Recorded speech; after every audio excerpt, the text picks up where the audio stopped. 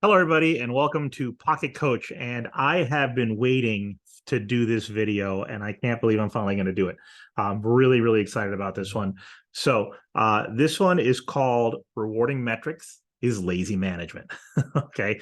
I assume this one's going to rile some feathers. I think people are going to disagree. It's all good. This is what I believe, and maybe some of you will believe it as well. So rewarding metrics is lazy management. We need to stop punishing and rewarding metrics. We need to reward innovation instead. That's the punchline of the whole presentation. That's it. You don't have to watch the rest. So I think a lot of people have understood the fact that we need to stop punishing metrics, but we'll talk about that. But I think the part that might surprise people is we also need to stop rewarding them as well. So let's get into this. So what's happening here is I'm calling this whole thing the misuse of metrics. Metrics are power. They are powerful. They're powerful motivators. What you measure, people will change. But we can do it right and we can do it wrong.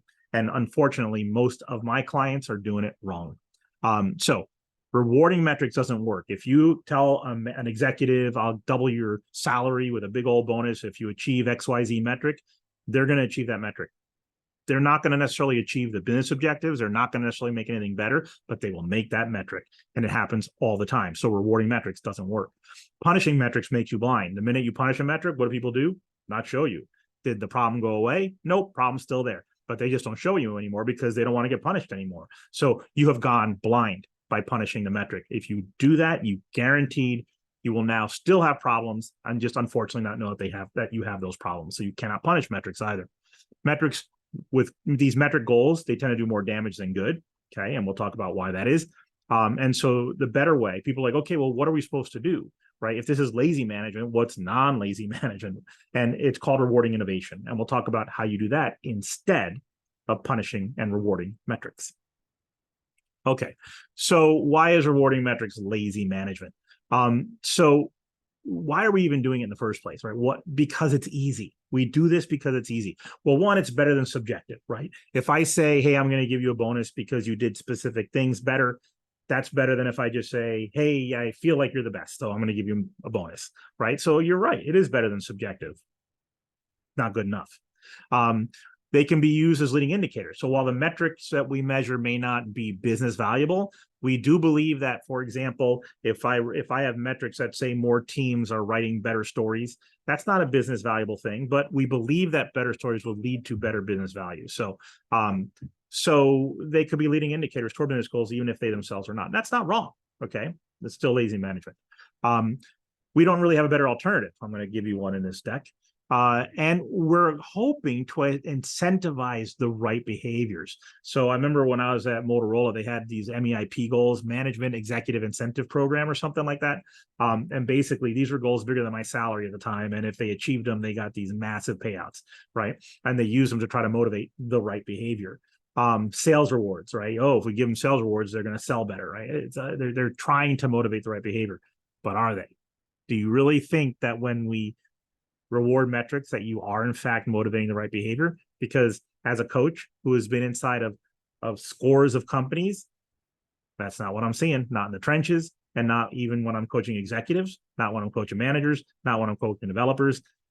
You're not driving the behaviors that you think you are. So this is all feels like why you're doing it. If there's other reasons why you think you're doing it, I'd love to hear that in the comments. Okay, so let's take a look at this last bullet, which is about, incentivizing the right behaviors. This Dilbert cartoon, I'm hoping everyone has already seen this one before. Our goal is to write bug-free software. I'll pay a $10 bonus for every bug you find and fix. Trying to incentivize the right behavior. These guys are like, Yahoo, we're rich. Yes, yes, yes. And the guy thinks to himself, I hope this drives the right behavior. So he ties right to the bullet. And the one guy goes, I'm going to go write me a new minivan this afternoon. In other words, they're going to inject bugs just so they can fix them. Okay. Anytime you reward a metric, people will game the system. Let's talk about that more. So there's a Dilbert Copia minivan. Look at the second example here on this slide, the police precinct. So there was a police precinct that said, we're going to create a reward for reducing major crimes. Again, they're trying to reward the right behavior. They said any lieutenants that are able to reduce major crimes will get a reward. Incentivizing the right behavior, but did it? No. What ended up happening was all the beat cops started downgrading major crimes, because they didn't want to be the reason that their lieutenant didn't get their bonus. So they weren't even doing it out of maliciousness. They were doing it out of love of their lieutenant. but it's not the behavior we wanted. Now we're blind to how many major crimes are really happening. They didn't change anything other than the metric. And this is what happens when you reward metrics. People change the metric. People fix the metric. They don't fix the root problems. They don't look for the root problems. They say, oh, if they're going to get paid on less major crimes, let's write them up as minor crimes. Did they actually change anything that mattered? No. And this is what happens with just about any metric you can think to reward. That's why it doesn't work. Here's another example. Team velocity. So there was a team whose velocity went to 1,700 for the quarter. It used to be 1,000. This is a team of teams. And they were like, wow, that's amazing. Great job. That's the instinct. Rewarding metrics is even just an attaboy, attagirl, right? Congratulations, you went to 1,700. That is a significant increase. In general, I want velocities to be within 20% of plan. If they're a lot lower than 20%, it's hard for us to hit our objectives. And if it's a lot higher than 20% above, gosh, it feels like we might be sandbagging and we're not really reaching for the stars the way we could be. So 20% plus or minus is a wonderful little goal for velocity. This is 1,700, okay, from 1,000. You should not celebrate this. What should you do instead? Ask, hey, how did that happen? How did you guys end up going? And how did you guys end up at 1,700? And you know what's funny is the teams that said this, they said, actually, during the Christmas break, we were kind of bored. So a bunch of us worked on stuff, even though we were on break. And so it inflated the numbers. But also, our stakeholder was more available than we've ever had him. And so we actually do think we got a lot more done because our product owner was much more available than usual.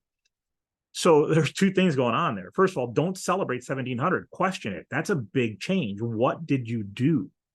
And part of it was we worked vacation. Well, that's not a good behavior. And yet you're about to celebrate that. You're about to say, wow, great job. No, you're encouraging your people to give up their vacations for you. That's not how you have a high culture workforce. But then the other part about the product owner being more available, well, that does sound good. And so maybe there's something there that we can multiply to other teams and see more velocities go up.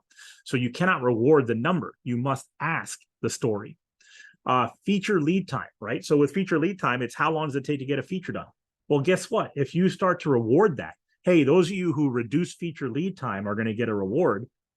Now you're no longer going to know what your feature lead time really is because people are going to start writing bad features, waterfall features that are an analysis feature, a design feature. They're not going to be product features anymore. They're going to write enabler features that enable future value. Why? So that they have a lower feature lead time. If you reward feature lead time, if you tell them I'll reward you for a better feature lead time, you will get better feature lead time at the expense of feature quality. And guess what? You're not going to flow any more value than you used to flow, but you're going to be rewarding people because what did they do? They wrote smaller features that don't produce value, right? You cannot reward this stuff. You need to measure it, but you cannot reward it. So if you reward feature lead time, you will no longer know your feature lead time. If you never reward feature lead time, you will know your feature lead time because there's no reason not to tell you the truth. And now any improvement initiatives we come up with, we'll be able to tell whether they're working or not because you got a real reading, okay? Now, one last thing on this slide here. David J. Anderson, he wrote the book called Kanban, and it's got a blue cover. It's the one I first read to learn about Kanban. He taught me a vocabulary, chance cause and assignable cause. So also in this space, when a metric gets way better or way worse, rather than punishing or rewarding, we should be asking, what caused the metric shift? Was it chance, or was there something specific that you did? So chance cause basically says, oh, we just happen to have a good quarter. Oh, we just happen to be working on a really easy project that we never had such an easy project before. They didn't do anything different. They just got lucky. Chance cause. Assignable cause is actually we created a new policy where our product owner was going to be in the room at least 50% of the time that the developers were in the room, something we had never done before. And for sure, we believe that's what caused it to change. Holy cow, that sounds important. That is a innovation. And this is the thing that we need to be rewarding, innovation, not metrics, okay?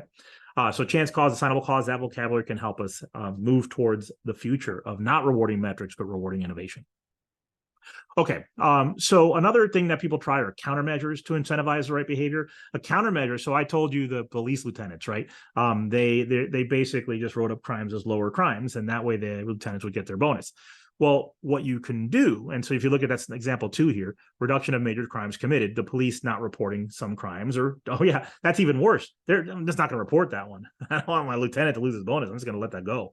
So in some cases, they didn't report them. In other cases, they downgraded them. Downgrading is at least not as bad as not reporting. So countermeasure. A countermeasure is a measure you put in place to detect these anti-patterns. So in this case, you might say, okay, well, then let's also measure the number of minor crimes. And if that number goes up as the number of major crimes goes down, there's an indicator that they're cooking the books, right? Major crime complaints. In other words, people complaining that that was a major crime and you guys are not treating it that way. So a complaint that you miscategorized, we could measure that. Both of these things would go up if you were doing the outcomes that we see here. The problem is with these countermeasures, they're clever. They can absolutely be useful. You can work them into your model, but for, they'll build a better mousetrap. No matter what technique you use, they will find other ways to game the system to achieve the reward without actually helping improve the base issues. Okay. So countermeasures are helpful, but they are not going to solve the problem for you. Look at the first one, increase successful surgeries. So yeah, let's reward successful surgeries. Sounds great for a hospital, right?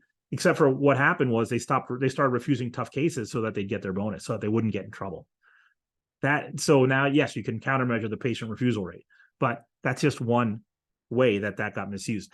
Lawyer billable hours, right? So the outcome here, numbers got padded, or they would do something that a junior could have done because they got to make those hours. So again, you are rewarding these behaviors, and now you start getting outcomes that you don't desire. Again, you can countermeasure them. How many junior billable hours were there? What is our cost per service, right? Because if a senior is doing it, the cost per service would go way up. Complaints, right, would go up as well about padded numbers, right? So you can countermeasure these things, or don't reward measures in the first place. It's lazy management. Okay. What about incentivizing? Well, guess what? Whenever you incentivize a measure, you're actually disincentivizing those who don't achieve it. And maybe that's even worse. So as an example, it's very common for a salesperson to get rewarded on percent of sales. Well, and you think, oh, that's going to help them sell more. Do you really think that by rewarding them, they sell more, right? Or do you think it's more likely that that person happens to be in a region that's thick with opportunity, right? So many times, the person who got the biggest bonus that year, it was luck. They were in the right place at the right time, and had you swapped out any other salesperson in that region, they also would have had those numbers. So it's not about their skill. It's not about their hard work. It's not about their dedication. It's about luck of the draw. Did I get the juicy area? Now, what about people who can create something from nothing, who can get blood from a stone, right? Those are the people we want to reward, the people who do better than they should have. So what we really need to look at is salespeople who can generate where there is a plight, where there's a blight, rather, where there's nothing to be had. Somehow they eke out money, right? That's to be commended. That's rewarded. Just doing percent of sales, that's lazy management. It could be pure luck. You don't know. Okay. Customer service scores. So there's companies who are like, we're going to reward better customer service scores. If you get a better score, you get a promotion, you get a bonus, you get an add a person, right? Add a girl, add a boy. But what ends up happening? I have had people come up to me and say, hey, would you please say something positive to my manager? We get measured on that. That's the second bullet, begging, right? It creates begging. And that's not a situation I want to be in. I don't want people begging me to give them a score. That's just icky. Giveaways. I've absolutely had people give me free stuff in order for me to give them a good rating, right? I don't think the behavior you're looking to incentivize, right? So what's happening is you're incentivizing improve the scores. The behaviors that you think you're driving is better customer service. What you're actually driving is things like begging and giveaways. Double your throughput. Okay. So company says, I want you guys to double your throughput. I want you to get twice as much done as you used to get done. Okay. Well, the first thing is experiment avoidance. See, most of the experiments that I run as a coach to help people, in fact, increase flow, there's a lot of failures in that, and there's a lot of learning, and and if they've been writing terrible stories and now they're going to start writing high value stories, their velocity will go down.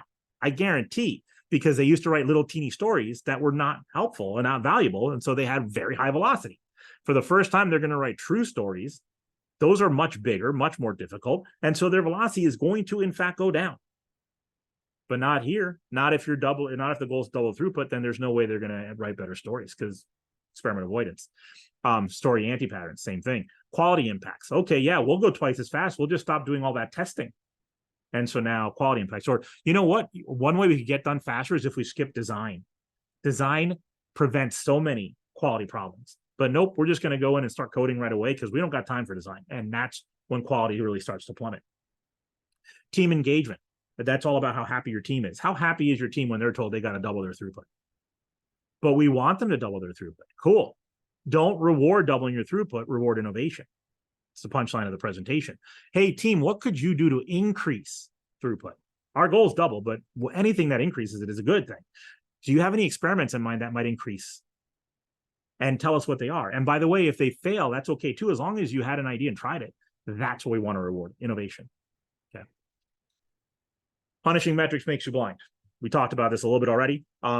It creates a culture of fear. The minute you punish for metrics, people are afraid to tell you what's going on. I, as a coach, this is my #1 pattern. The number of people who are like, there is no way I'm reporting that. Anthony, there's no way I'm reporting that. They are terrified to show the truth. People will hide bad news. They'll cook the books. Sometimes they do it out of love, just like I said with the police precinct, but sometimes they do it out of fear to protect themselves. People want to be successful. Like they actually want to be successful. When you punish metrics, you're basically acting like they didn't want to be successful. That is not your problem. They want to be successful. When you punish metrics, you're telling them you don't trust them. You're telling them that they don't care about success. When you say, oh, this metric isn't great, so what's in the way? Let's talk about the story. I know you want to be successful, so something's in the way. How can I help? Completely different discussion. The root problems of bad metrics are rarely the people that you're punishing. There's something else going on that's causing them because, again, people want to be successful. And yet here you are punishing the people. That will not fix the root problem. It's lazy management. So now we're punishing instead of rewarding. So now people will stop telling you what's going on and you won't know that you're bleeding. Think about gauges. No human involved, just gauges. Seismographs. How often do we get tremors? Oxygen. What's our oxygen level? Pressure. What's our air pressure? Heart rate. How fast is my heart beating? I can't cook those books. Do I get mad at my heart? Do I punish my heart when it beats off? Do I yell at the seismograph? Hey, that's too many earthquakes, right? We can't because it's worthless. It's useless. What we can do is use the data to make good decisions. But not if you're punishing so now it's humans instead of gauges. The minute it's humans instead of gauges and you start punishing them, those humans are not going to show you the truth anymore. And you will still be bleeding, right? The Visine analogy, right? You can put Visine in your eye, you'll get the red out. But there's still a problem with your eye. It just gets rid of the red. So you get that, right? And so that's what's happening when you punish metrics. People find a way to get the red out. But they're not actually fixing the problem. It's still there. You just are blind to it. Okay, everybody loses transparency. Punishing metrics makes you blind. So don't do it. Lazy management. You need to change your culture regarding failure as well. So one of my favorite sayings is red is good. Red is good. I love that saying. Okay. In some companies, they've instituted what is called the biggest failure award. Literally once a year or once a quarter, they get the biggest failure. A team goes up there and says, here's what we did, and it was the biggest failure. And they give them an award for that. And other companies that I tell this to with not yet agile cultures are like, you're out of your mind. I would never do that. If you stop and ask someone, why not? Why is rewarding failure a bad idea? And you start to tease that answer out of them, you will not believe how enlightening it is. Why is rewarding failure bad? Well, because they'll fail more. Oh my gosh, if I start rewarding failure, everyone's going to walk around failing. Really? Do you really think that? You really think that these people you hired are going to try to fail in order to get that reward, right? Like, that's not who people are. We want to succeed, but we need a culture where it's safe to fail. And what this does is teaches you that. Why would a biggest failure award be a good idea? This is a wonderful exercise. I'm not going to do it for you right here, but get a group of people together and ask them, why would the biggest failure award be a bad idea? And write those all down on sticky notes. Why would it be a great idea? Write those all out on sticky notes and then put them up on a wall and discuss. You will not believe the learning that goes down. Red is good, right? Red is good. Thank you for bringing this to our attention. Red is good. Instead of, I'm not going to report that, right? That's what I get right now as a coach. We want people to think, oh, I'll show what's really going on. Red is good, man. There's a lot of red happening and I need to show that or we're not going to ever be better, right? Instead of, I can make this seem less bad. I've got people I coach who are literally told by their manager, you better get that metric to look good. I don't care what it takes. See, I don't care what it takes because I'm not going to show a red metric. I am not going to be the only person with a red metric. Oh my God, the only person with a red metrics? And why you even bother? If all the metrics are green, then what exactly are you looking at? Okay. I'm going to be the only person with a red metric. Be the only person with a red metric and be in a culture where they're like, thank you. Finally, someone who can actually give me something that makes me understand why we're struggling as a company. Okay. I'll fix the root cause behaviors instead of I'll go fix the metric. This last one is endemic. I have so many people who are like, Anthony, can we automate that in the tool so that they can't do that anymore? Gosh, we have a lot of teams that don't put acceptance criteria in stories. Let's just automate it so that they can't write a story unless they have acceptance criteria. We have stories that are in the done state and they don't have a sprint assigned. Oh, let's automate that so that they can't. No, don't do that. When you automate away a behavior, what you're doing is poking out your eyes. The problem that led to stories without acceptance criteria, they're still there. What's going to happen is they'll just put TBD and then save it. And now you won't know who's not doing acceptance criteria, that you've lost visibility, right? So when you tell people to go fix the metric, lazy management. They're going to fix the metric. They'll automate it. They'll yell at people. They'll double check it. They'll just go edit it themselves. Bad, bad, bad, bad, bad. What do we need? What's your plan to make that metric better? Tell me your plan. That's not lazy management. Lazy management is, oh, look, your metric got better. Here's a reward. Oh, your metric got worse. Punishment. No, what are you going to do? What's your plan? Do you need help with a plan? Right? Here's some ideas. What about your peers? Let's get them all in a room. And how is everybody solving this? Maybe we can help each other. That's not lazy. That's hard. That's what you're supposed to do with metrics. Better ideas. Okay. So here's some things that we can do different. Some better ideas. React to metrics by asking for stories, not rewards or punishments. 1,700. Wow. What happened there? Not 1,000. You went from 1,000 to 1,700. What happened there? Not, wow. Good job, guys. Right. Your well-formed teams metric. This metric is every team should have a scrum master. They should have a product owner. They should have the right number of team members, not too many, not too few, right? They should be in one time zone, whatever your rules are. You're supposed to have 90% of your teams there and you're at 40%, right? This happens. I've actually seen this, okay? Well, what I hear is you're at 40%. What's going on? What's wrong? Why are you at 40%? How, that's not acceptable. You need to get to 90%. Punishment. None of that's right. What should they do instead? Better idea. So you're at 40%. What's your plan to get to 90? And how can I help? Did you have a plan? Did you need ideas?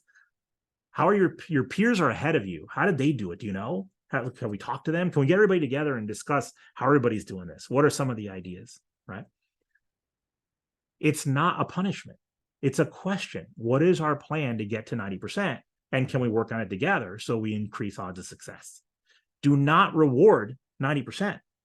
Reward 45% if it used to be 40%. Don't even do that.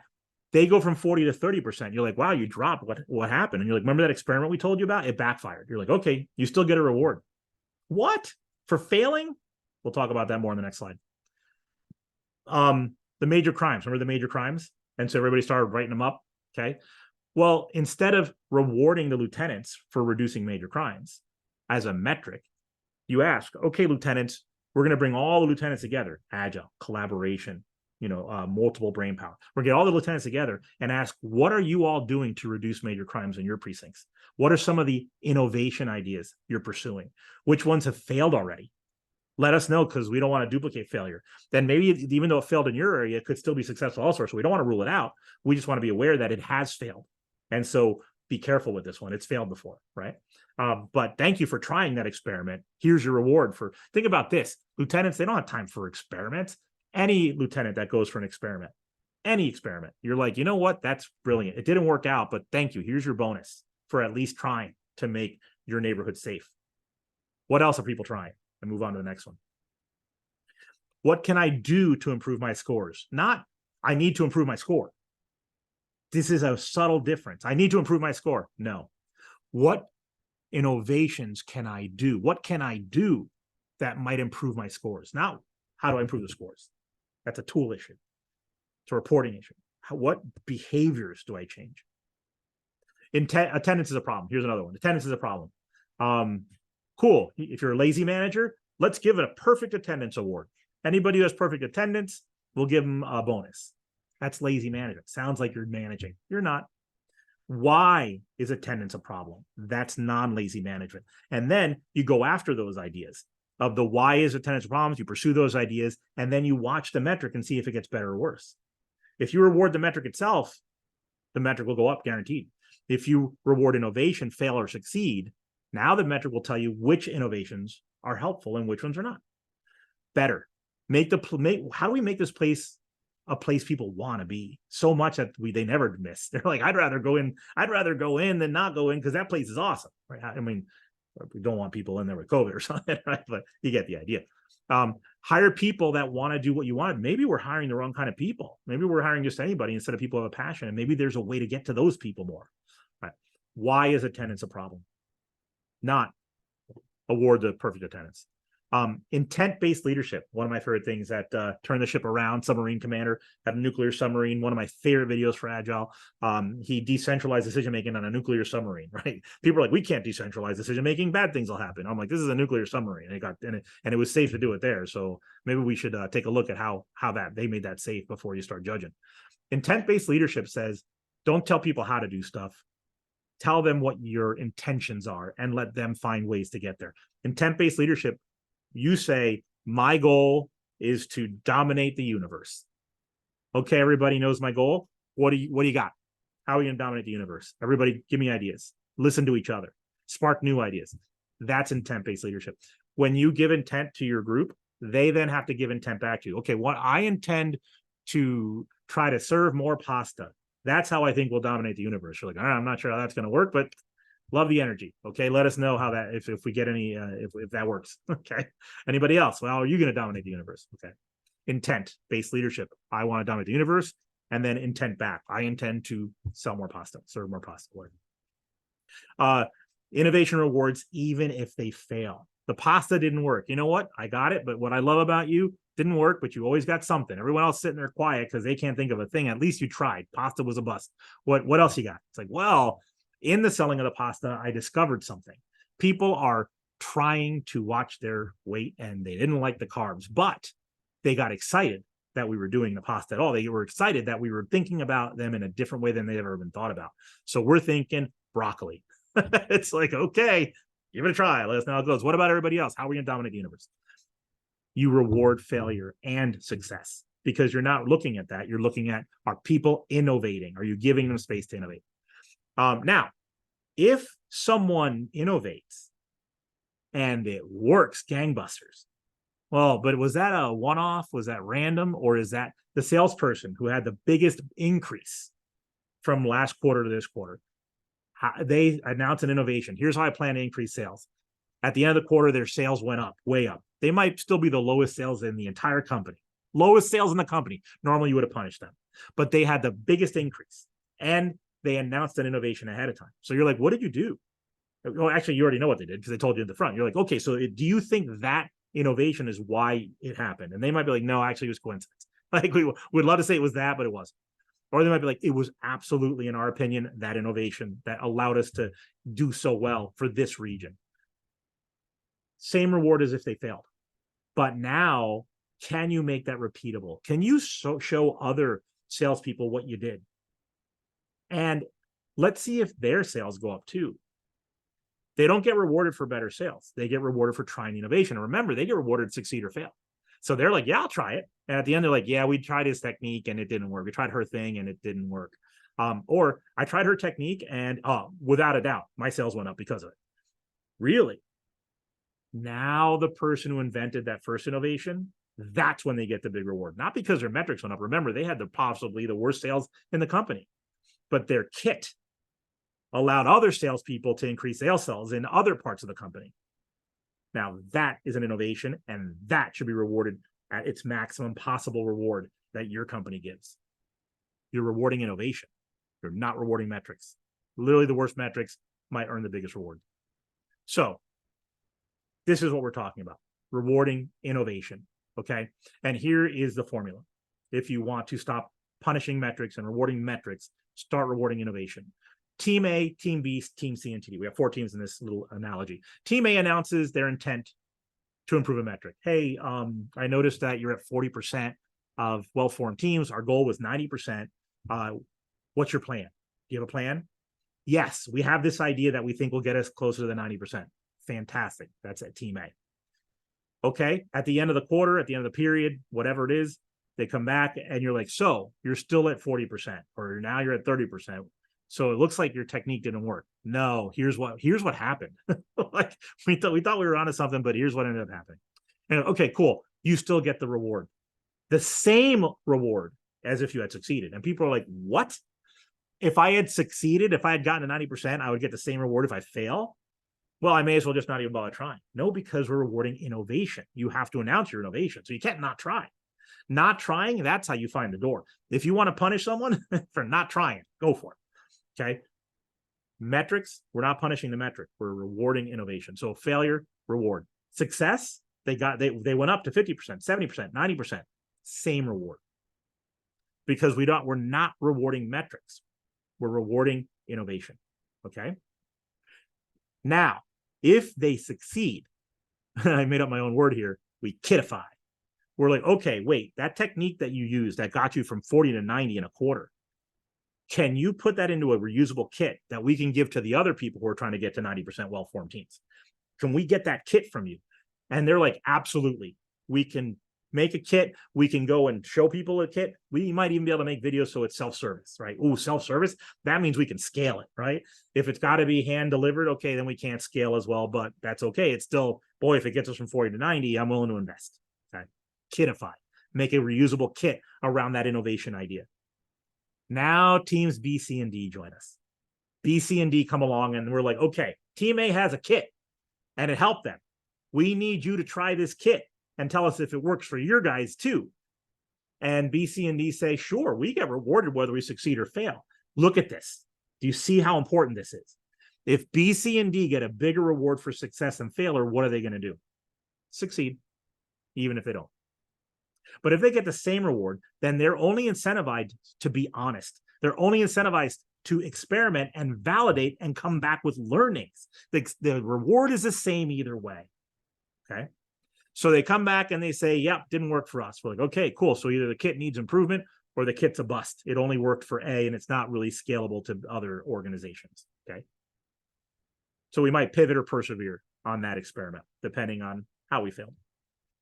Or the B, C, and D all succeed or some combination. But let's imagine B, C, and D all succeed. They still get the same reward as if they failed. It's a reward, though, for the innovation reward, right? A reward for that.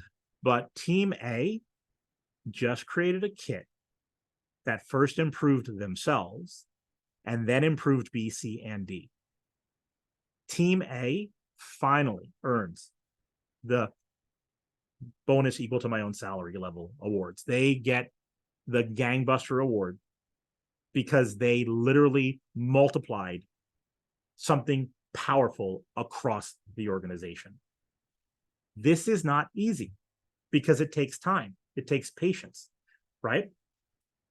I didn't start this by saying rewarding innovation is easy. What I started this with saying is rewarding metrics or punishing them is lazy management. This is not lazy.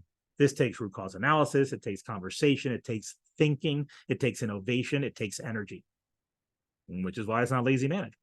Okay. So to summarize, rewarding metrics is lazy management. There are better ways. Instead of rewarding metrics or punishing them, we need to monitor and reward innovation, even though it's harder. We need to react with questions, not rewards.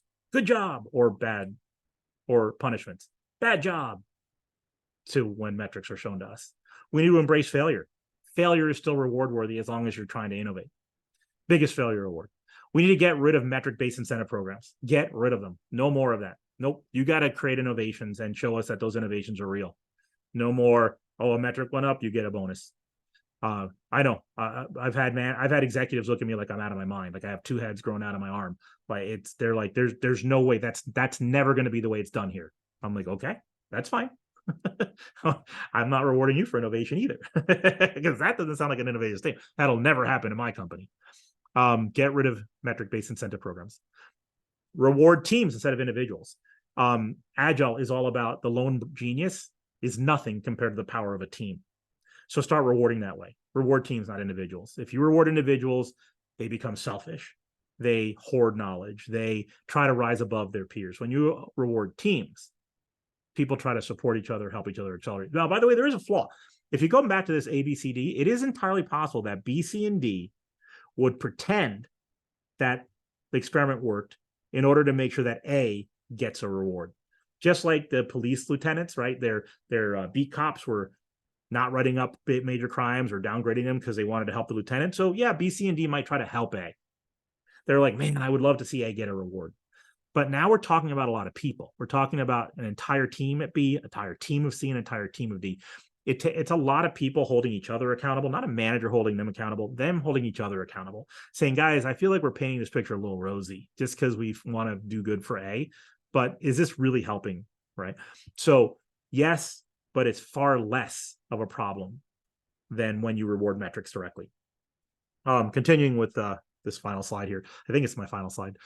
Reward teams instead of individuals. You'll see way less book cooking. And then stop saying culture damaging phrases. Call each other out. Let everybody know that when you say a culture damaging phrase, that anyone can say, hey, I think that's a culture damaging phrase. By the way, I had to learn this too. I still make mistakes and people still get to call me and say, Anthony, I feel like you just rewarded failure or you just rewarded a metric there. And I'm like, oh, I think I did too. Like, got to make a game out of it. You got to make it fun. You got to make it safe. Failure is not an option. I was in a client, I was bringing in Agile, and I walked into their home office and giant sign, I think this is in Boise, giant sign said, everything right on the first try. Giant sign. And I'm like, oof, I got my work cut out for me in terms of culture. Failure is not an option, is not an okay saying in this world. Learn fast, not fail fast. I have a lot of people who are like, oh, Anthony, instead of saying fail fast, we're going to start saying learn fast. I'm like, you have no idea how bad an idea that is. You are basically saying you're so afraid of failure, you won't even use the phrase, the common Agile phrase, fail fast. You're that afraid of failure. Fail fast. Your culture needs to embrace failure, not learn. Okay. Learning has always been known to be a positive thing. Failure is the culture changing thing here. Fail fast. And what happens if I fail and don't learn? Oh, well, right? Maybe there was no lesson that time. Go try something else anyway. Okay. Yeah, I would love it if every time I fail, I learn a lesson. I wish that would be the case. Sometimes I fail and I'm not sure what the lesson was. Does that mean I should be punished? No. But next time I fail, I hope I learn. Okay. So learn fast is not the goal. Changing your culture to embrace failure is. Do not rebrand fail fast to learn fast. Multiple clients have tried to do that with me.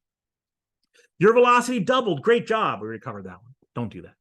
Wow, your velocity doubled. That's a significant change. What happened? Right? That's 100% delta. That could be a problem. Right? I get it seems great, but it probably isn't. So I don't know if it's good or bad until you tell me the story. No, great job. Why is your project red? Why is your project yellow? No, not why is your project red? Not why is that's attacking. That's negative. Hey, your project is red. What's your plan to go yellow? What's your plan to go green? Right? What are your blockers? What are your obstacles? How can I help? Not why is your project red? What's your plan to become green? And in the process of explaining their process to become green, you're going to learn why it's red from context. Your project is green. Great. No, if every project is green, what are you learning? Green is not good. Just like red is good, green is not good. In fact, I have teams whose velocity are perfect, sprint after sprint. I guarantee there's something bad going on there, right? Green is bad. Everything green all the time, there is something wrong, right? Either with the metric set, you're now measuring things that are ineffective, not insightful, or they're hiding stuff from you. So green can be bad. How do you like that? I believe that was my last slide. Yeah. So there you have it, folks. I don't know how long this video ended up being. I didn't time it, but all I can tell you is I've been really excited to share this thinking. We need to stop punishing metrics. We need to stop rewarding metrics, and we need to start investing in innovation. So my name is Anthony Crane with Pocket Coach, and I hope that you found this video as exciting as I did. I'll see you guys next time.